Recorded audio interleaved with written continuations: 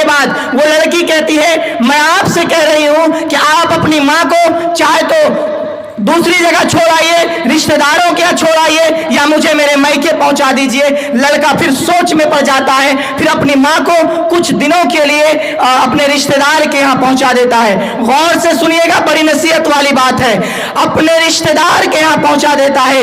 کچھ دنوں کے بعد ماں تو ماں ہوتی ہے جس نے گیلے بستر پہ اب ساری رات جاگ کر اپنی اولاد کے لیے نیند کو خراب کیا۔ جب بچہ استنجا کر دیتا تھا، خود گیلے بستر پہ سو کر اپنی اولاد کو سوکھے بستر پہ سلایا کرتی تھی۔ آج اسی ماں کو اپنے رشتہ دار کے ہاں اپنی بیوی کی خوشی کے لیے بھیج دیتا ہے۔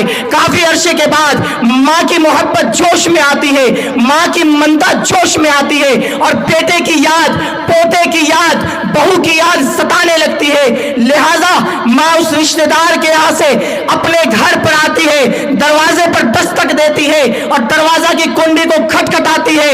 اندر سے کوئی رسپانس نہیں دیا جاتا، پھر کھٹکھٹاتی ہے، کوئی جواب نہیں آتا، پھر تیسری دفعہ زور سے کھٹکھٹاتی ہے۔ اندر سے بہو آتی ہے اور کہتی ہے بوڑھیا پھر سے تو آ گئی میرا دماغ خراب کرنے۔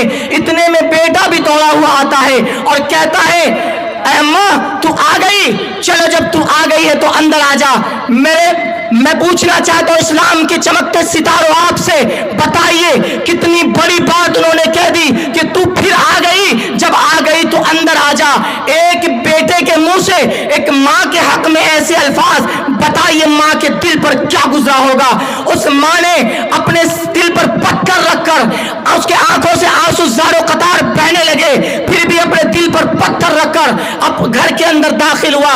پھر کچھ دن تک یہ سلسلہ چلتا رہا۔ تیسری بار اس کی وائف کہتی ہے میں آخری چیتاونی دے رہی ہوں، آخری وارننگ دے رہی ہوں کہ آپ چاہے تو اپنی والدہ کو اولڈ ہاؤس بھیج دیجئے یا مجھے طلاق دے کر میرے میکے پہنچا دیجئے۔ اب لڑکا بیچارہ کیا کرے؟ انہوں نے ایک ترکیب ڈھونڈا، وہ ترکیب ڈھونڈا، اپنی ماں کو بڑی مشکل سے پھسلا پٹیا کر کہا اماں آج مجھے پھلا پارٹی میں جانا ہے، آپ تیار ہو جاؤ۔ اماں کو تیار کرایا، اپنی بیوی کو تیار کرایا، اپنے چھوٹے ننھے بیٹے کو تیار کرایا، خود تیار ہوا اور نکل گئے اولڈ ہاؤس کے لیے۔ جب اولڈ ہاؤس کے سامنے پہنچتی ہے گاڑی، ان کی ماں تو سمجھ جاتی ہے کہ میرا بیٹا مجھے اولڈ ہاؤس میں چھوڑنے آیا، لیکن وہ بیچاری ماں اس کے منہ سے کچھ نہیں نکلتا، وہ چپ چاپ رہتی ہے اور دم سہتی جاتی ہے۔ اس کے بعد جب وہ بیٹا اپنی ماں کو نیچے اتارتا اور کہتا اماں آج سے تیرا گھر یہی، تیرا ٹھکانہ یہی، تجھے رہنا یہی ہے۔ ماں بیچاری روتی بلکتی رہتی ہے، لیکن بیٹا اپنے بیوی کی محبت میں آ کر ان کی ایک نہ سنتی ہے۔ جب گاڑی نکالتا ہے گھر واپس جانے کے لیے، ایک آواز آتی ہے بیٹا گاڑی روکو، آگے ٹرک ہے، لیکن بیٹے کی کان تک یہ آواز نہیں پہنچتی ہے اور دیکھتے ہی دیکھتے اس کی گاڑی ٹرک سے جا کر ٹکرا جاتی ہے اور وہیں پر اس کی گاڑی چکنا چور ہو جاتی ہے اور اس کی بیوی فوراً وہیں پر انتقال ہو جاتی ہے، اس کی روح پرواز کر جاتی ہے، اس کے بچے کو کچھ نہیں ہوتا اور لڑکا خود اپاہج لنگڑا ہو جاتا ہے، اس کو ہاسپٹل میں بھرتی کرایا جاتا ہے۔ کچھ دنوں کے بعد ماں تک خبر جاتی ہے کہ تیرے بیٹے کے ساتھ یہ حادثہ پیش آیا۔ ماں تو ماں ہوتی ہے، اس وقت بھی ماں کے ممتا جوش میں آئی اور تلوار لگاتی ہوئی گئی ہاسپٹل اور وہاں دیکھی بیٹا مصیبت میں چلا رہا ہے۔ پھر انہوں نے کہا بیٹا اگر تو نے میرے ساتھ ایسا نہیں کرتا تو آج ایسا نہیں ہوتا۔ میں آپ سے پوچھنا چاہتا ہوں اسلام کے چمکتے ستاروں، یہ بیٹے کو ماں کو اولڈ ہاؤس چھوڑنے کی تعلیم کس چیز نے دیا؟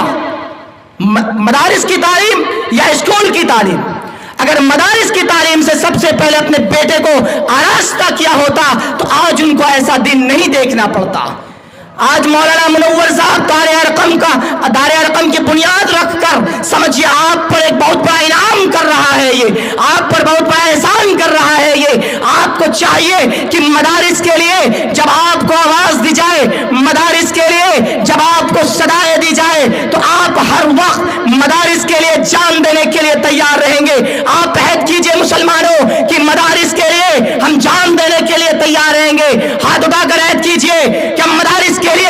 دینے کے لیے تیار رہیں گے, مدارس کے لیے مال دینے کے لیے تیار رہیں گے, مدارس کے لیے اولاد دینے کے لیے تیار رہیں گے, مدارس کے لیے اپنی زندگی میں سے قیمتی وقت دینے کے لیے تیار رہیں گے بھائی انشاءاللہ.